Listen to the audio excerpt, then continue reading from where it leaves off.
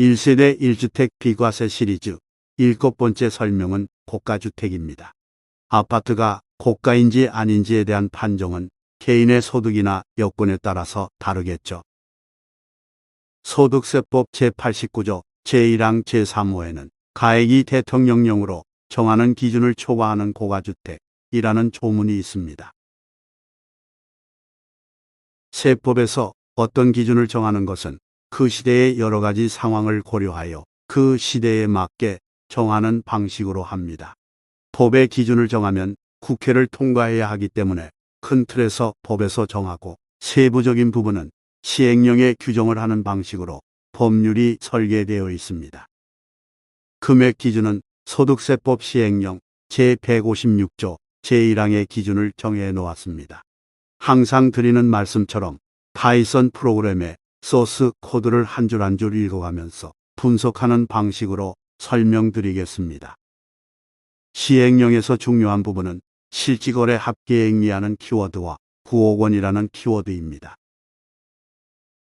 실지거래 합계액이 9억 원을 초과하는 경우에는 고가주택입니다. 아파트의 경우 서울 지역에서는 9억 원이 중간 가격일 수 있습니다. 그러나 소득세법에서 규정된 고가주택이란 거래가액이 9억 원을 초과하는 것이라고 정의가 되어 있습니다.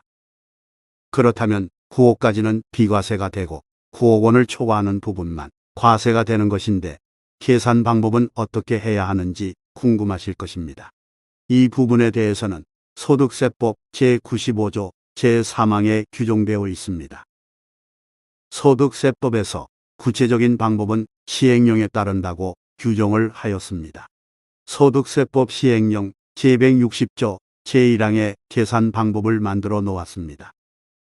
법 조문을 보아도 이해가 쉽지 않습니다. 누구나 그렇습니다. 구체적인 사례를 들면서 계산 공식의 숫자를 대입하면서 실제로 계산을 해보겠습니다. 사례는 아파트를 매도하였다고 가정을 합니다. 아파트를 판 가격이 22억이라고 칩시다.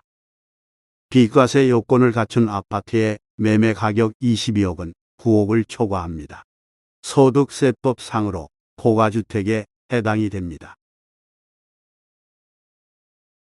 취득가액과 필요경비, 예를 들어서 아파트를 사면서 들어간 매수 가격, 매수 및 매도 중개 수수료, 취득세, 리모델링 비용, 법무사 비용을 다 합친 금액이 12억이라고 가정을 해보죠.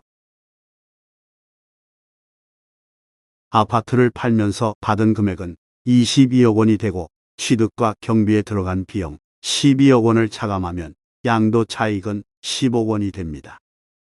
그렇다면 양도 가액은 22억 원이 되고 9억 원을 초과하는 부분은 13억 원이 됩니다. 소득세법 시행령 제160조 제1항 제1호에 규정된 고가주택에 해당하는 자산에 적용할 양도차익의 공식에다가 사례에서 제시한 숫자를 대입해 보겠습니다. 공식에 대입을 해서 과세가 되는 양도차익을 구해 보겠습니다. 양도차익은 10억 원 곱하기 22억 원에서 9억 원을 차감하고 다시 양도가액 22억 원으로 나눕니다. 전체 양도차익은 10억 원이 됩니다. 9억 원을 초과하는 비율은 22억분의 13억 됩니다. 이 비율만큼만 과세를 하는 것입니다. 계산을 해보면 과세가 되는 양도차익은 5억 9천만 원 상당액이 되는 것을 알 수 있습니다. 전체 10억에서 4억 1천만 원은 비과세가 되고 9억 원을 초과하는 부분의 양도차익 5억 9천만 원이 과세가 되는 것으로 계산이 됩니다. 소득세법에서 규정된 1세대 1주택, 예를 들어 4인 가족으로 구성된 1세대가 아파트를 한 채만 가지고 있다가 매도를 하는 경우에 기본적으로 비과세를 해주고 있습니다.